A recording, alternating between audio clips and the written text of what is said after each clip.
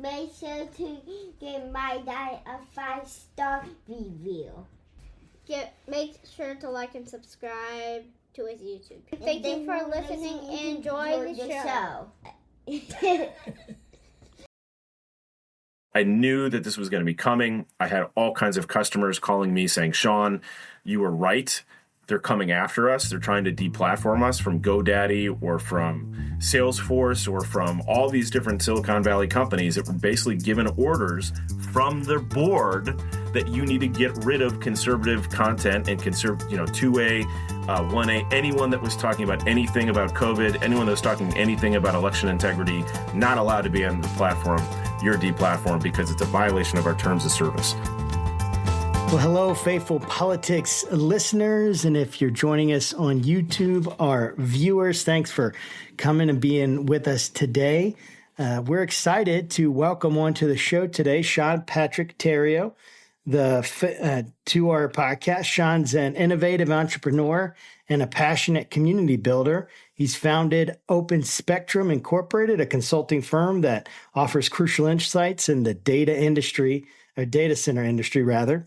He's also a driving force behind Mark37.com, which curates products and services for a sovereign lifestyle, and a co-founder of Intelligence on Demand, a team dedicated to combating misinformation. Sean's work reflects his deep commitment to decentralization, privacy, and empowering communities through technology. Welcome to the show. Thanks so much for being with us here, Sean, and I hope I pronounced your last name correctly. Tario, tomato. It's tomato, yeah. Tario. Yeah. Okay. Most of our last names are all bastardized over the years, right? So, I mean, it used to be Theriault, the French way of spelling it, but...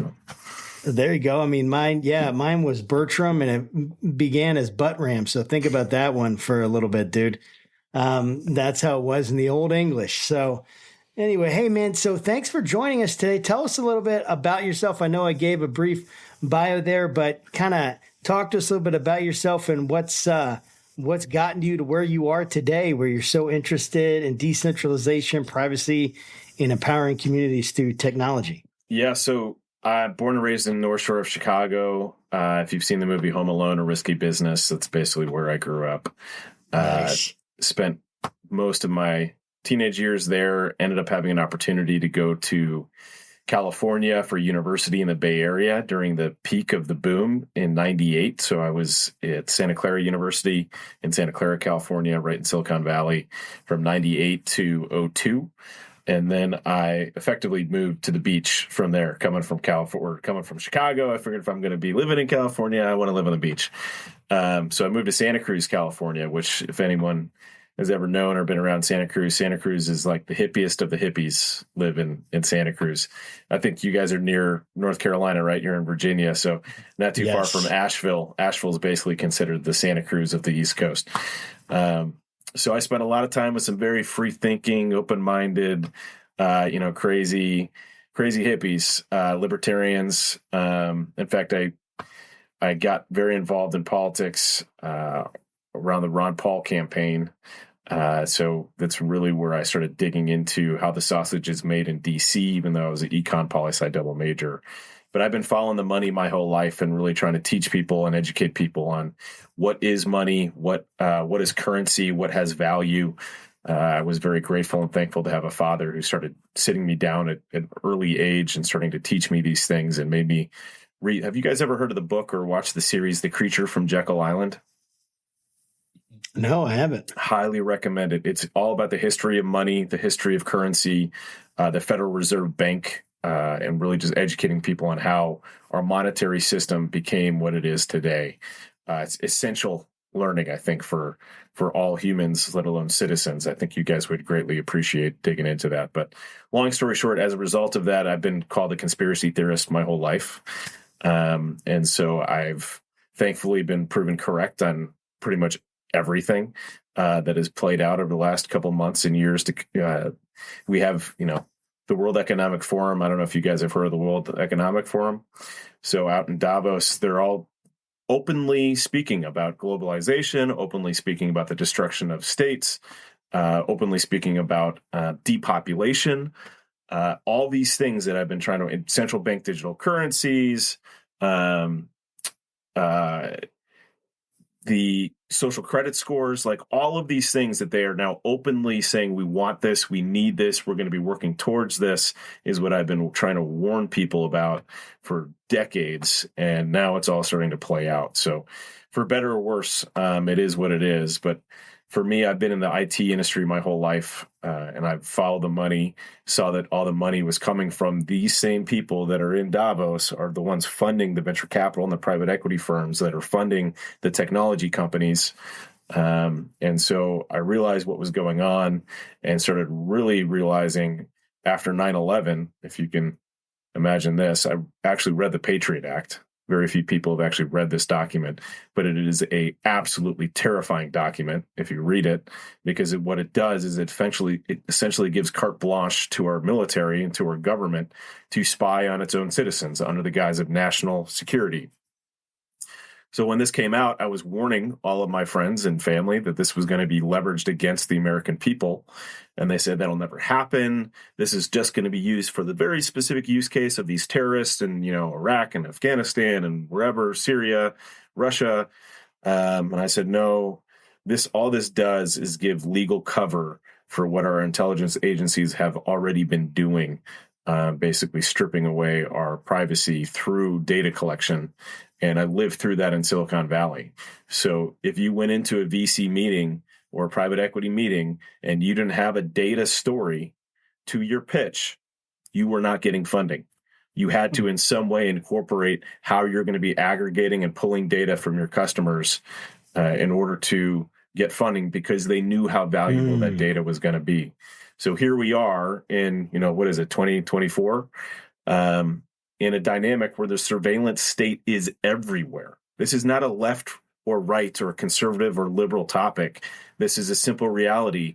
Your device that you carry around in your pocket is listening to you all day, every day. Everyone knows it. This is not like, no, that's not. No, it is. Everyone knows it is, because they talk about something and then they see ads for it. And they're like, how the heck did that happen? So the simple question is, how do you feel about that? And literally 90+% of the people that I ask that question to, again, doesn't matter what political spectrum you are, they're not a fan. They don't like it, right?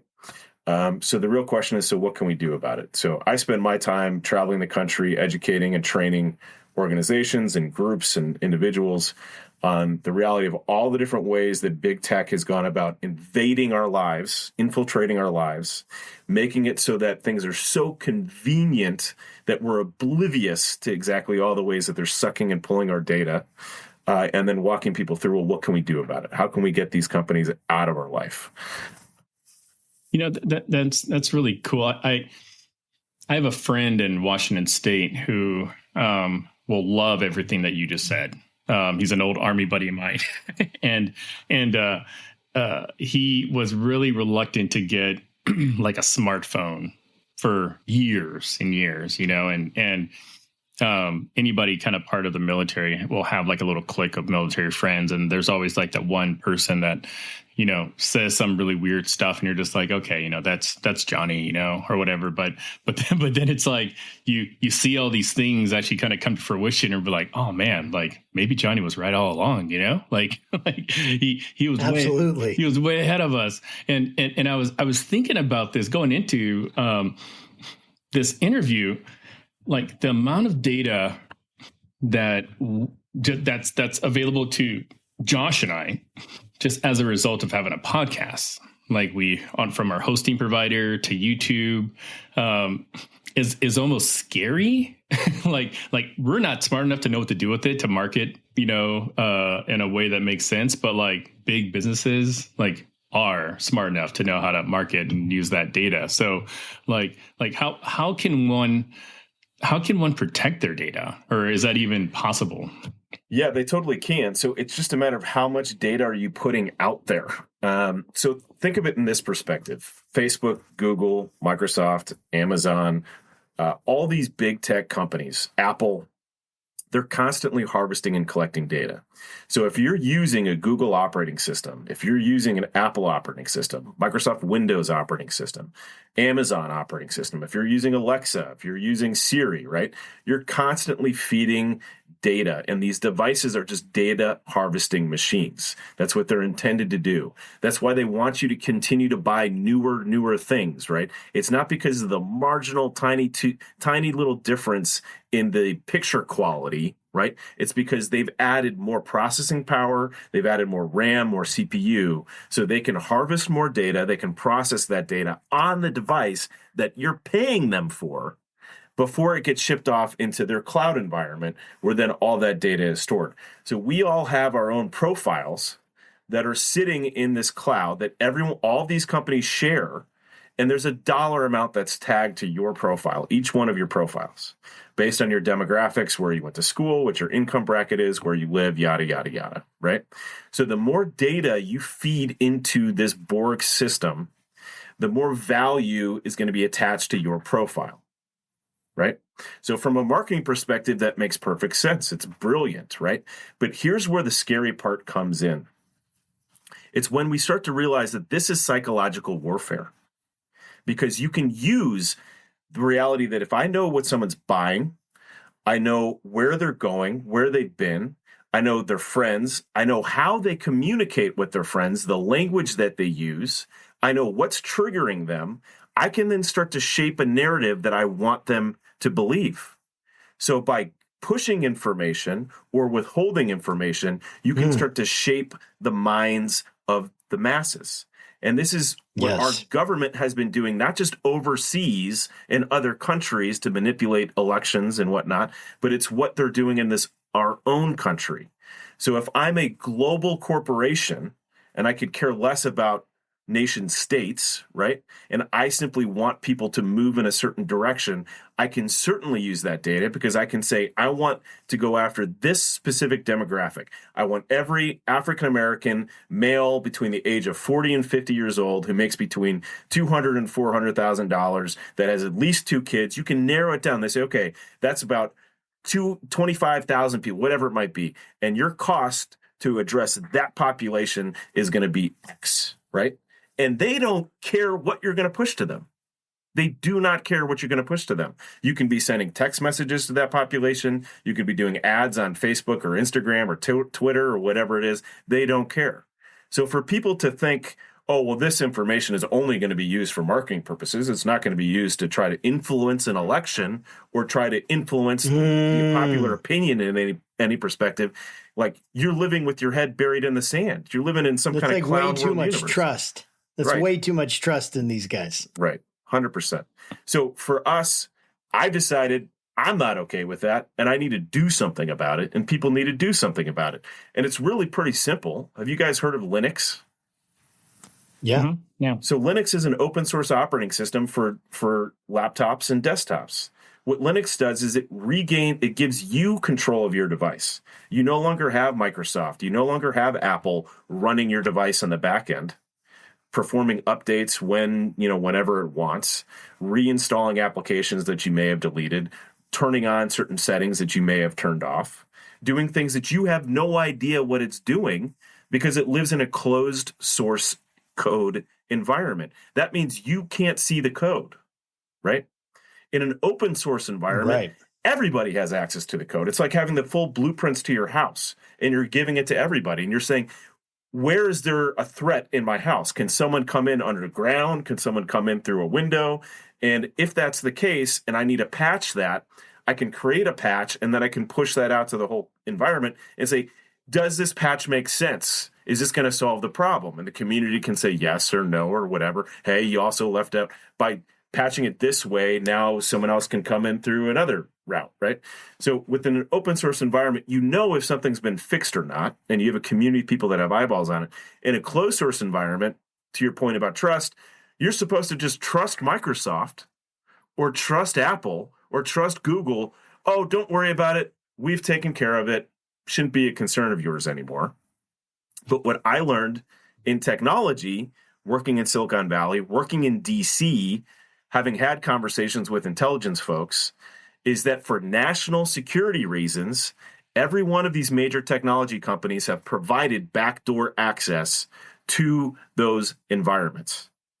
And that is in part why these environments are kept closed source, because they don't want companies and individuals and organizations to know exactly how they're accessing your devices. So from a comms perspective, Will, you said you were in the military, right? Comms is absolutely imperative in military. Mm-hmm. You have to protect and control your comms, 100%. If I have control of my enemy's comms, or I have access to my enemy's comms, do I tell the enemy, hey guys, I've got access to your comms? No, you keep your mouth shut. You want them to be as ignorant about the fact that you have full access and control of their comms as possible. Because then you see what they see. You hear what they hear, right? That's exactly what's playing out. So we have these three-letter agencies and these big global corporations that have full access to all of our comms all the time. And they've kept people completely ignorant about that fact. And it's no wonder why those who are fighting for sovereignty and people who are fighting for digital freedom and privacy or election integrity or whatever it might be, why it is that the enemy knows what's happening before it's happening. Because they continue to use these devices that are controlled by the enemy. So, Josh and Will, simple question that I have for you guys. Yes, please. If we're at war, right? I believe that we're at war right now, but whatever. If we're at war, right? And I give you a weapon, and I say, just so you know, there's a GPS tracking device on this. There's a camera and a microphone. All of that information from that is actually being fed to the enemy. And I'm not going to explain to you how to use this weapon. I'm just going to tell you if you pull this trigger, it shoots, it fires, that's all I'm going to tell you. Would you use that weapon in combat? I mean, do I have access to another weapon? That was going to be my next question. Follow-ups. I've got some follow-up questions. Wouldn't you want to find access to another weapon? Yes, right? I would.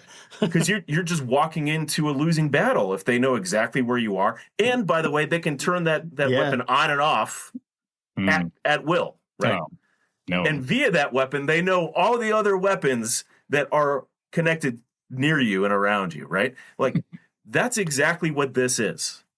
This is a psychological warfare weapon that they have spent trillions of dollars inventing and investing in to control the population. And it's not just companies, because as you guys probably know, the DoD and DARPA have put a lot of money into these companies and into these businesses helping to develop this technology to figure out how they can influence people through this tech.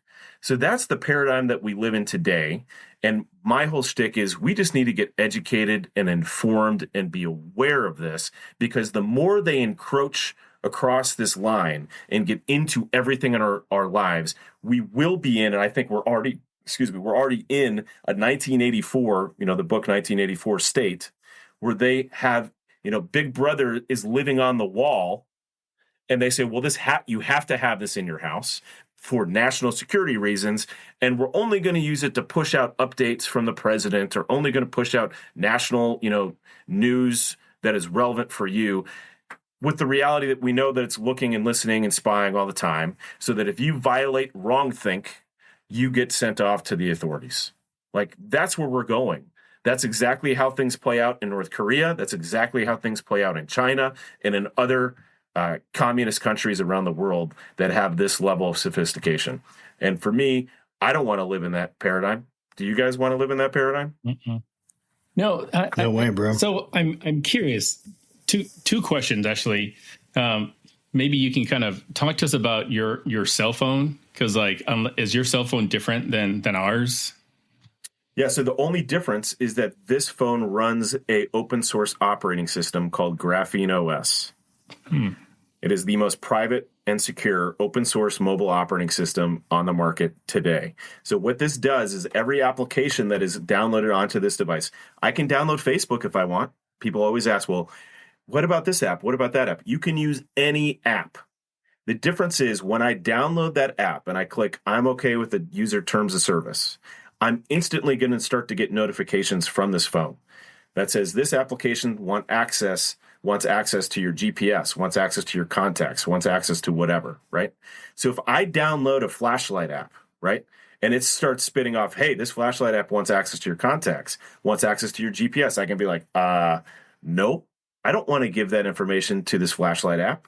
Versus what happens now when you download that free app, right? And you click, yep, okay. No one reads the terms of service. They don't realize that when they clicked okay, they just gave that app full access to their device. It now knows everything that's going on, knows all the different applications you're using, when you're using them, and it just starts sucking all that data and pushing it out, because that's how these companies make their money, right? So you now gain control and access to everything happening on that device. Apple's not involved, Google's not involved, Microsoft's not involved. Any of these big tech companies are not involved. But if you want them to be involved, that's your choice. I can download Google Maps, the app Google Maps, and then I can give Google Maps full access to my GPS and all this information. I can choose to do that if I want to. Now, what I coach people about is there's other ways to use these applications on your mobile devices that doesn't involve you downloading the application. You can use Google Maps through a browser. You can do it using a VPN. You can use it VPN through your browser in a private session so that Google has no idea who you are and who's actually accessing that application through the browser, which is what I do every now and again when I have to. But there's other tools that are out there. Have you guys heard of the company Garmin? Mm-hmm. So really cool company, Garmin. Garmin is a mapping company. A lot of people use it when they're backpacking, going on trips and whatnot. But what's cool about Garmin, they've always had a philosophy that everything you're doing is on the device. And they've wanted it that way because they knew that some of their customers who are going to be out in remote locations are still going to need to be able to navigate without access to data, a data plan or a data connection. So everything happens on the device. You type in a location, it routes you. That routing isn't happening in a cloud where they then know where you're going and where you've been and try to sell you things along the way. It happens on the device. So that data is stored on the device, kept on the device. It's not fed to anybody else. So that's just a shift in mentality in think, which is not what's your data strategy. It's how do we protect and keep that data sovereign to you and protected for you, right? Not in a cloud somewhere else owned by people that are going to use that data to try to harm us. Yeah. So the second question I had was about TikTok. I hear a lot of talk about, TikTok, the dangers of TikTok. My wife uses TikTok. I don't use TikTok, although we have a TikTok for this podcast, but I don't manage it. Josh does. So that's all his data. So tell me about TikTok and why is it so bad? So I would not say that TikTok is so bad. I would say that it is doing nothing different than what Facebook is doing, what Instagram is doing, what WhatsApp is doing, what any of these other applications are doing. I think part of what is happening, and I've been saying this for a long time, they're going after social media companies and platforms. They're trying to stigmatize them as being bastions of wrongthink, and that we can't have these applications available to the general public because it's not safe, right? That gives them the latitude to then be able to control what is and is not on all of these applications, right? Control the content that is not allowed on all these applications. So for me, this is the government trying to create a creative maneuver to try to create legislation that gives them the authority to now say what content is and is not allowed on the internet, right? That's not okay. This is all going towards a digital ID system. The entire end game here, the Hegelian dialectic, if you guys are familiar with that, right? You create the problem already knowing what the solution is that you're going to steer people towards, right? They're creating this problem of TikTok saying, oh, this is a Chinese-owned company and that they're harvesting your data and this is, being used against you. All the other companies are doing it. They're doing the exact same thing, right? So they're using this as a means to try to say, well, now we need to control. You cannot be anonymous online. You cannot have an account anywhere online unless we know exactly who you are, because if you push out any nefarious activity, we want to know exactly who did it and where you were so that we can find you and hold you accountable. That's where this is all leading toward, which is also leading towards this social credit score system. That's where it's all leading towards, folks.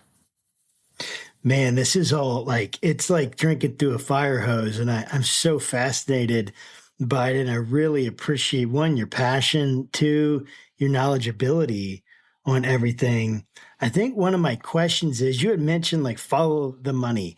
How is it that someone like me, like I have a MacBook Pro, I'm using their iOS system or their OS, whatever the version is now, system.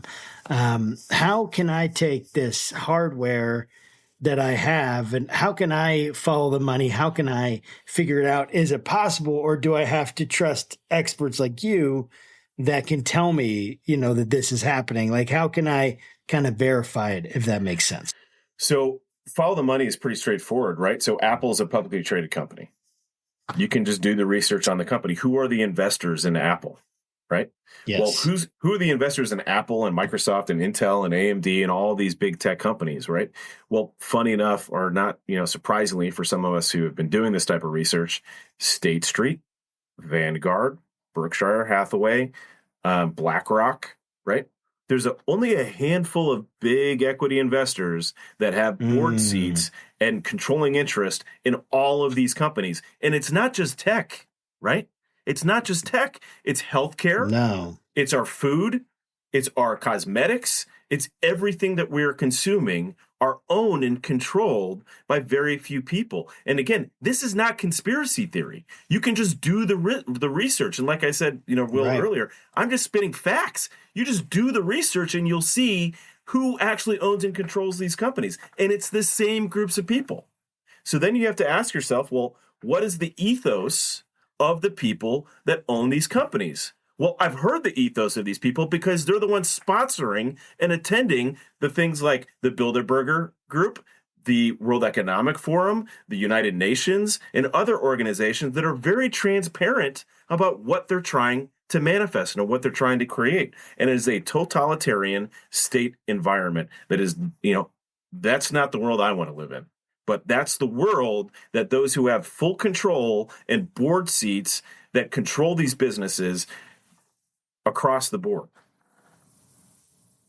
So you can't look at like, well, the CEO is this guy and he thinks this way. Well, the CEO is a stooge. In most cases, he's just a pawn at the company. He does whatever his board tells him to do so he doesn't lose his job, right? He might be a great guy, and I hear this all the time. Well, so-and-so is a great guy, right? It's like many politicians. This politician is a great guy. I'm sure he's a great guy. I'm sure he kisses babies really great, right? But does he vote in accordance with your ideals? 90% of the time when you do the research and look at the data, the person who's a great guy who goes to your church isn't voting the way that he said he was going to vote. And they bank on the fact that you're not doing your homework and you're not doing your research, which is the same with these corporations. So as a Christian conservative, like this is where I come from, Sure. I go insane when I hear people talking about, well, we have to boycott Bud Light. We have to boycott Target. We have to boycott Liberty Safes. We have to boycott Ben & Jerry's. I'm like, why are we not talking about boycotting big tech when they are exponentially more responsible for the paradigm that we live in today? Exponentially more responsible, to the tune of trillions of dollars more. We're talking about boycotting, but why are the talking heads in our movement not having this conversation? It's either because they're ignorant, they're uninformed, or they are aware, they just want to shut up about it because they don't want to be deplatformed. Because if they're deplatformed, they'll lose their monetary streams. But as you guys are Christians, right? Yeah. So I'm just going to, simple question, right? If we're Christians, right? And Jesus Christ is our Lord and Savior, is for me, right? Do I serve money or do I serve God? I serve God, right? So for me, it's a very simple equation because I've been down this road. I was in a lucrative career doing what I was doing, making a lot of money. But the Lord made it very clear to me. And they said, Sean, this is your mission now. You have to go educate and train people and use all the experiences that I've given you and the knowledge that I've given you to start waking people up so that they start making better decisions, because our dollars is our ammunition in this war. And if we are called to be angels and saints, which we are called to be, Christ calls us to be angels and saints. And we're saying, sorry, God, I can't do what you've called me to do, speaking truth and love to my friends and family and everyone else around me in business, doesn't matter where, because I'm afraid I might get deplatformed, I might lose my job, I might whatever, right? Then you're specifically saying that the Lord of Lords, our God of gods, who moves mountains and raises the dead, is not more powerful than manna. That is what you were saying by your behavior. So I'm livid, obviously, because I have this conversation every single day with pastors and Christians who have excuses as to why they continue to serve manna and money and these false idols and not Christ the King. You know, what's interesting is like how I want to make sure I phrase this correctly, because it is something that I think about. I'm not doubting one bit that our data is being used in ways that aren't necessarily beneficial to anybody. My question is like, you know, I'm a dad, you know, I got a job, I've got kids, I got one with some pretty severe medical issues. You know, I don't necessarily spend much time thinking about how my data is being used because I'm just like, man, I just got all these other things to kind of be focused on. So like, can you make an argument for why I should care and how that data could potentially be used against me, even without my knowledge? So it's already being used against you, is what my point has been, right? Why you think what you think and believe what you believe, in large part, if you're on these devices on a regular basis, using Google for search, using Microsoft Bing for search, using any of Apple's tools for search, they are literally crafting the message. We go to these tools and we put them on this pedestal as being this authority for knowledge, right? When that knowledge is literally being manipulated. And you guys probably saw the news last week. There's a big hoop to do about Google's AI image generation system, and it was clearly skewing things in a certain way. This is how all these systems work. They're controlling narrative, right? So once you start to realize, Will, that maybe a lot of the things that I believe to be true may not actually be rooted in truth, but rooted in a narrative that I've been sold and pushed to me over the last God knows how many years, because I truly believe the vast majority of what we've been taught, even in school, having gone through public school, is a lie, is a joke, and it's been all leading towards pushing at a specific agenda throughout this whole period. And if you look at following the money of who started our education system, who started our CDC system, who started our National Institute of Health system. These are moneyed interests that had a very specific agenda. You just have to do the homework and do the research. So for me, Will, the line in the sand has to be crossed for certain people in different places. For COVID, like, I don't know where you guys stood on COVID, but from day one, I knew that this was going to be a massive cluster. I knew that they were going to be lying through the teeth. And it blew my mind that in Santa Cruz, California, where I used to live, where people, they were anti-authoritarian. They hated big pharma. They hated big government.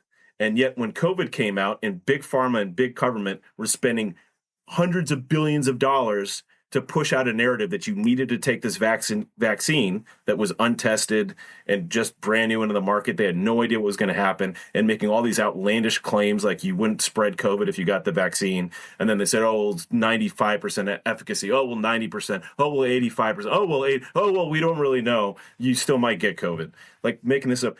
The entire Santa Cruz community just bought it. And I would be like, this doesn't make any sense to me. Why? It's because the narrative that they consumed, NPR, CNN, MSNBC, and the doctors in that community were just feeding them this information. So that's what they believe to be truth. So we have this paradigm where we have people walking down the street in a major city being yelled at and screamed at for not wearing a mask outdoors, in open air, and saying, people claiming that they're trying to kill people by doing so. And then you drive 20 minutes south, and this was my reality in Raleigh, North Carolina, where I used to live. Drive 20 minutes south, everything's open. Bars are open. They're open till 2 a.m. Restaurants are open. You can walk into a grocery store. No one's screaming and yelling at you. Very few people wearing masks, right? So we have this paradigm reality where people are like, well, why should I care? Why is it a big deal? I don't understand. Why don't I just go along and play along and not, stir the pot? And then other people are like, wait, I have to think critically over here about what I'm doing and why I'm doing it and where I'm feeding, what are my dollars feeding in this process, right? So for me, again, our dollars are our ammo. I believe that Google, Apple, Microsoft, Facebook, Amazon, all these companies collectively that make over $1 trillion a year between these 5 companies alone are evil companies.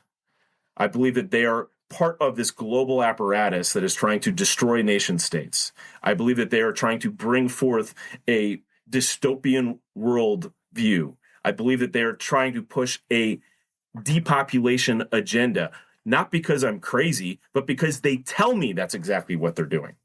Because the CEOs of these companies are literally at these events saying, yep, that's what we're trying to accomplish.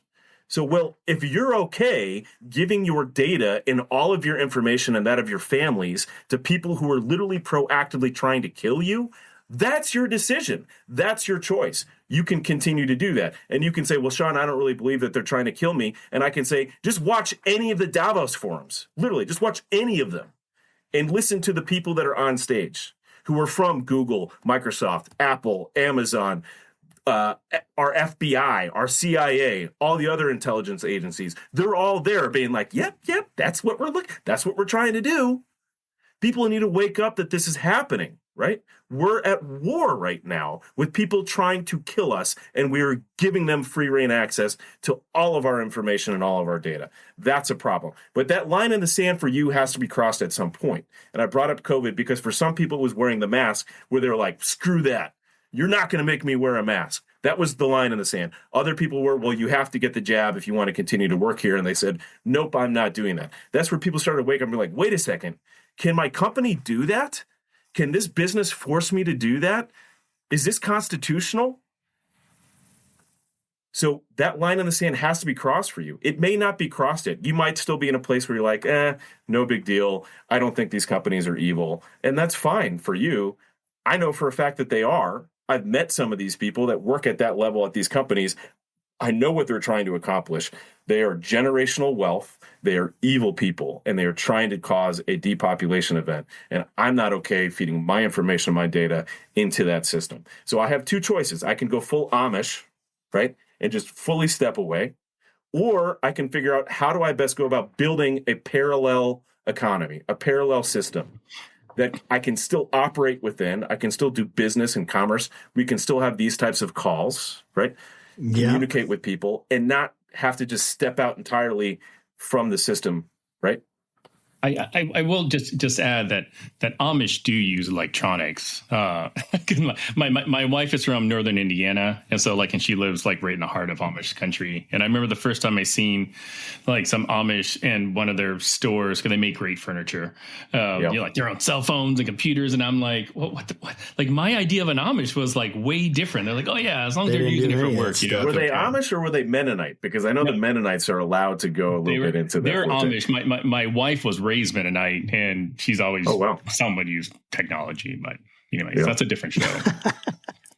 Yeah, I mean, dude, this is one thing is I'm just again taking it in, thinking about okay, so what does that mean again for me in terms of so I would need to, if I wanted to get off of, I wanted to be able to continue in my commerce, buying and selling, and being able to get my kids an education, doing the kinds of things that, you kind of feel like has, whether it's just been this is what they've just defined what a good life is now.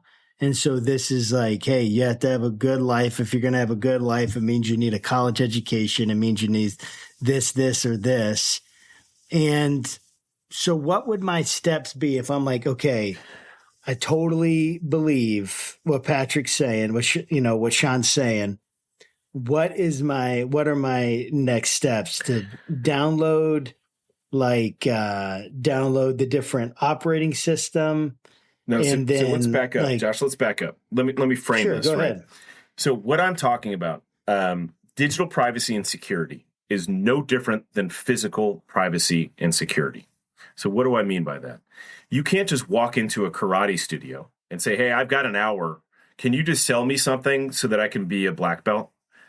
That's not how it works. You can't just be like, well, I've got an hour. Totally. Can you just train me for an hour and then make me a jiu-jitsu master? That's not how it works, right? You have to. I used to train jiu-jitsu, but anyways, go ahead. So you have to commit to this, right? And it takes some rewiring of your brain and how you think and how you operate and how you do things. You can't train someone to be a jiu-jitsu master overnight. You can't, because there's a lot of muscle memory that goes into this, right? It has to be something that you learn over time. Yeah, definitely. You don't become a master gardener overnight. You don't just buy a raised bed and some seeds and then all of a sudden you're growing your own food and you don't have to go to the grocery store anymore. That's not how that works. It takes time. You have to learn things. You have to learn the process. You have to learn why and how and who and where. You have to learn things. So the first thing is we have to just acknowledge, raise our hand. I don't know if you guys know anyone who's gone through addiction programs or whatnot. I definitely do. But we have to just acknowledge we're addictive. I'm an addict. I'm addicted, right? I'm addicted to this thing. I have a problem and I'm willing and wanting to take the steps to step away from this addiction, right? Once you make that step and you acknowledge and you admit, okay, let's now surround you with not only some people who can help coach you through the process, of which there's a huge community online. If you go to Telegram, if you go to True Social or Gab or on Twitter, find mark37.com. Or Jeffrey Peterson's got a great program. There's so many options that are available right now, literally tens of millions of people around the world that are starting to wake up and help each other through this program. So you're not alone. You can find a community to help you through the process. That's one. Two is we provide you the tools. So whether it's the phones or the laptops, you can learn how to do all this yourself. You can learn how to rip Google off of your device and install an open source operating system. You can learn how to rip Mac OS off of your MacBook. You can learn how to rip Windows off of your PC and install Linux, an open source operating system. You can learn how to do all this stuff yourself. But in many cases, people don't have that technical acumen, so they would rather someone else just do it for them. So that's where we have tools. You can buy them on our website. You can buy the laptop. You can buy the phone. It's already preloaded with those open source operating systems. It's already preloaded with 24 apps that we've vetted that are owned by good people in the same fight as us that are protecting your data and your privacy with those apps. So like a mapping application that does what I told you guys earlier does. Browsers, whatever, VPN tools, all these different tools that we can coach and train you on how to use, but they're already there, ready to go. You don't have to figure it out. So that's an option. But then you have to say, okay, my dad, my 70-some-odd-year-old dad, his threat vector is different than mine. He stays in one place. He really only uses his computer for research and to talk with his grandkids, right? Whereas I'm traveling all the time everywhere. And you better believe there are people who don't want me sharing the message that I'm sharing with you right now. So they're trying to shut me up and make my life as difficult as possible. I have a different threat. I need to be trained in different tactics than my dad needs to be trained as a result, right? So, Josh, you have to figure out where am I in this process and where do I want to start? Where's the foot in the door? For a lot of people, it's grabbing a laptop. For a lot of people, it's grabbing a phone. And you don't just do a hard switch over. Like you don't just say, okay, we have a raised bed and we have some good soil and some seeds. I'm going to stop going to the grocery store. You don't do that, right? You wait until your garden's starting to produce and it's productive and you have produce coming from it. And then you can start saying, okay, now we're going to start augmenting. And then you start saying, okay, well, I'm going to get some chickens and maybe head of cattle, whatever. And then you can start, right? So the same thing happens with technology. You start transitioning what makes sense as you get comfortable. And it's a lot easier than most people think. So once you get a device, you keep your primary device, you use the other device and set it up and get everything going the way you want, start playing around with the applications, get comfortable using those applications, figuring out what they do, how they do what they do. And then the last step is you take your SIM card out of the phone that you use today and you put it in the new phone. And then all of your messages and whatnot get directed to the new phone. So there's a process. It's a journey. That's my long-winded way, Josh, of saying it's a process. Sure, yeah. It's a journey, but you have to start somewhere. You have to say, this line was crossed. way long ago, and it's time for me to start taking this seriously. I need to start making this migration happen. Yeah, I really appreciate your metaphors, because I've heard this argument a number of different ways. I'm not sure if you're familiar with Clay Clark from the Reawaken tour. We've had him on the show, and he kind of explained something pretty similar, but it was sort of kind of all over the place. That's not necessarily his fault, but probably just mine in understanding it. But I think really kind of understanding the gardening metaphor, the jiu-jitsu, whatever, like, I think that really kind of resonates, because I think what I was trying to get to in my earlier question was like, this is just too overwhelming, like I don't doubt what you're saying. Like, I don't, because I'm human, and I'm not one to necessarily attribute like very altruistic behaviors to the CEOs and board members of all these major companies, because, like, money corrupts, right? So, but I want to ask you, are you, my notes here says that you're a co-founder of RightForge. Is that correct? Yeah. So RightForge, I was a co-founder of RightForge. It was actually my baby. Really saw the writing on the wall when Parler got deplatformed from Amazon Web Services.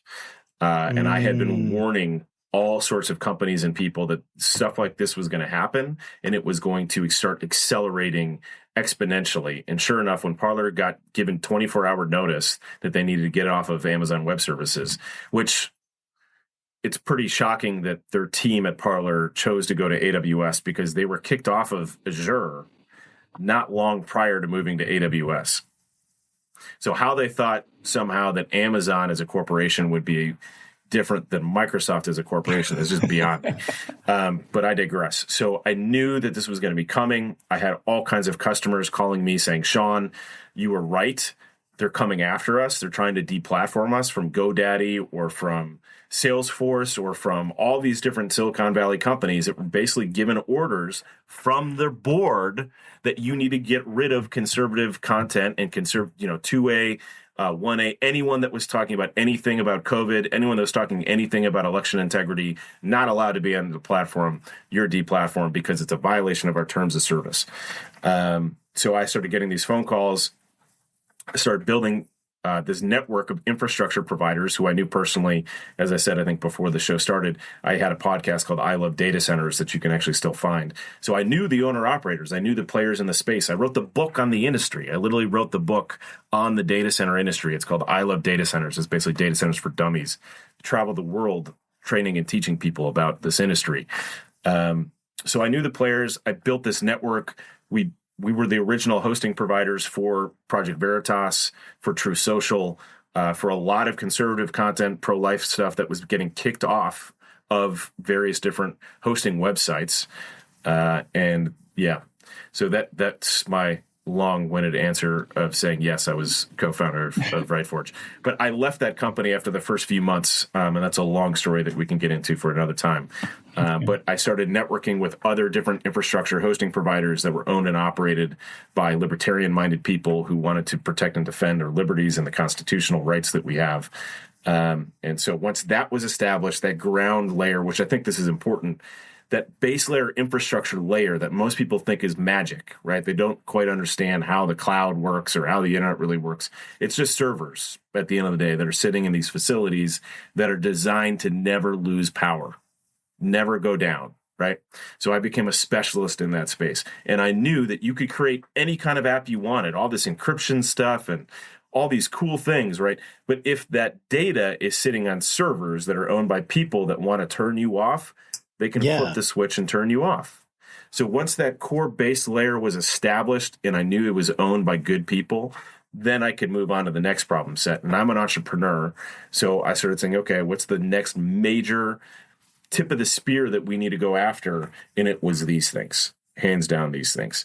So that's what I moved on to after that. Yeah, I'm probably a little bit different than maybe some of my other fellow liberals. I do care about free speech, and I'm probably one of the few anti-Trump liberals that actually didn't really want him to be kicked off of Twitter. to be honest, just because people are going to say horrible things, ridiculous things, offensive things. But like, if you kind of believe in sort of like social capitalism, like those voices will get drowned out eventually and go away by themselves, kind of thing. So, but I'd love to get your take on why you think conservative voices are being suppressed. And is it like all conservatives, or, like what's your take on that? So it's to control the narrative. It's to control a narrative. You do not want people who are exposing others to concepts and ideas that are contrary to your narrative, right? So if I'm a totalitarian dictator, I'm not going to give my opposition any say, any voice at all. I'm going to attack them, deplatform them, and prevent them from speaking. So this is what blows my mind, Will, and it's got to blow your mind, where you have, you call yourself a liberal, right? But now liberals of today are really not liberals. They're like straight up communists, like unapologetic communists. They claim to be communists. They are communists, and they claim to be liberals. And I'm like, but that's totally not aligned with, the Democratic Party of RFK, of JFK, of, even 10 years ago. It's just not in alignment. So your movement, which I would be pissed off about, has been hijacked by people that truly aren't even American. They don't want to believe in a constitution. They want to get rid of the Constitution. They don't believe in having sound and secure borders. They want to get rid of sound and secure borders. But when you're trying to control a narrative, you cannot have the dissenting view and the dissenting voice. So that makes sense, right? That's pretty basic linear logical thinking. If I don't want a certain point of view to gain traction, I'm going to limit that point of view. And that's where Elon Musk, when he gained a hold of Twitter, he said, I just bought basically a massive crime scene. And he did. When you started looking at what was happening in that company and the degree to which their algorithms that were put into the system by people that worked there were dissenting and creating division or ignoring entire populations of people, deplatforming people, and the algorithms were making it so that certain content was not even being seen.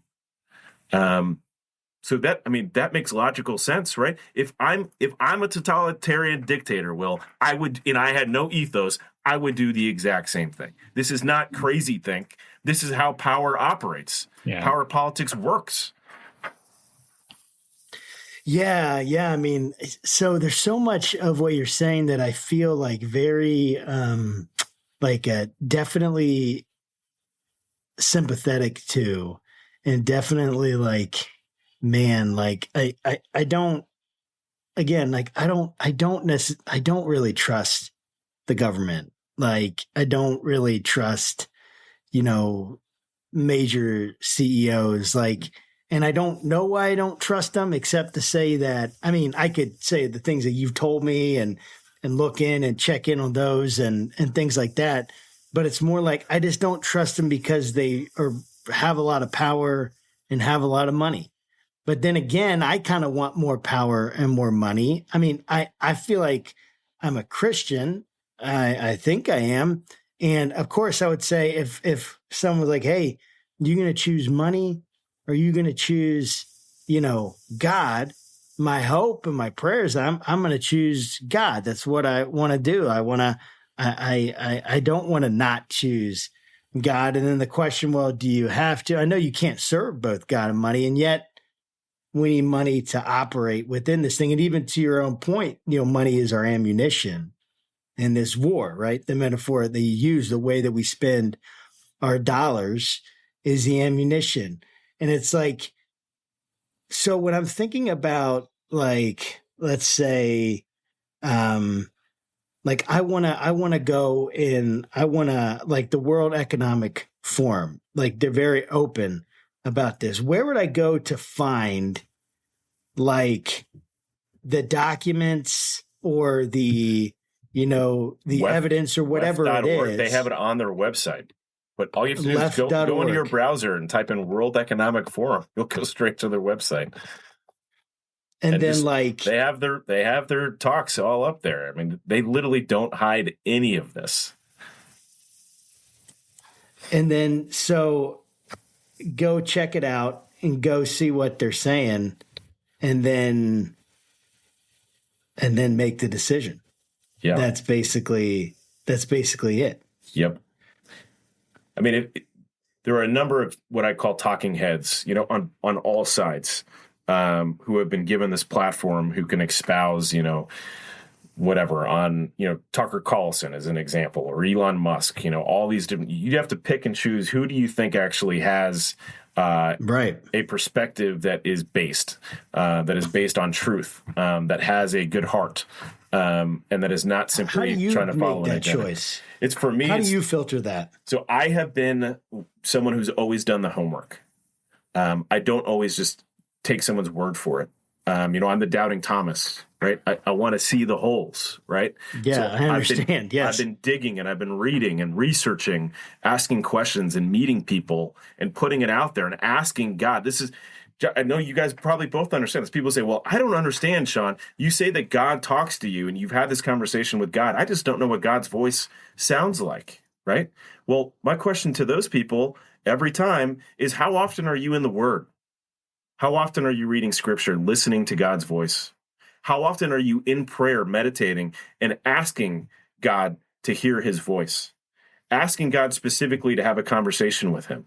How often are you doing that? Or do you only go to God when you have something going on in your life and you need answers, right? What kind of a two-way relationship is that? Do I really want to interface and dialogue with someone who only comes to me with problems and issues? And am I really getting a two-sided perspective of that person? You're not, right?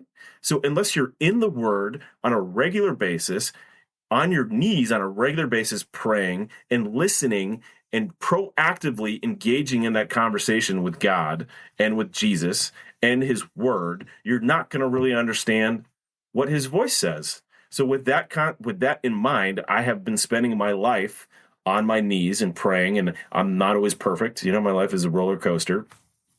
I can tell you over the last couple of years, I've spent a lot of time. I dedicated at least an hour and a half, if not 2 hours of my day, dedicated in the morning to just focus on doing that so that I know what that voice sounds like, for discernment. And I pray for discernment.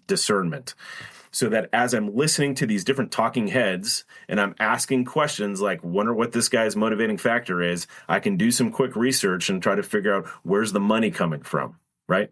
Where's this guy's money coming from? If he's beholden to what master, right, that's going to be puppeteering, pulling the strings, or is he authentically out speaking truth in love no matter what, right? No matter what might come at him. That doesn't mean that you can't make money in the process, right? I have a business. I need to make money. I have people I need to pay for. Right. But at the end of the day, if someone comes to me and says, Sean, you need to compromise your values and your integrity, and we'll fund you to the tune of $50 million, I'm going to say, no, thank you. Right? Not interested. No, thank you. Right? Because I don't want to have that conversation with my Lord and Savior when I die, when he says, you knew exactly what you were supposed to do, and you chose money over me. Sayonara, sucker. Right? That's not the conversation I want to have. So I don't know if that answers your question, man. Wait, are we going to have to put an explicit rating because you did the hand signal? I'm not really sure what the rules are for podcasts. You can just fuzz me out when I do it. It'll fuzz out the face. That's good. This is my last question, Sean. This has been a fascinating conversation, a challenging conversation. I really appreciate you coming on and talking with us about it. But it's going to be a little bit like of repetition, to be honest, but I don't think it will be redundant because, you've basically been talking about this the whole time. But the question is, what do you feel like let me back up for a second and give some context. We have a lot of different people that listen to the podcast, right? One of the reasons that I was like, and I was even talking to Will, like, I really want to have like Sean on when I got the emails because we don't tend to get as many conservative voices that, just for whatever reason, like a lot of times they just haven't gotten back to me. People like when I've contacted them and things like that.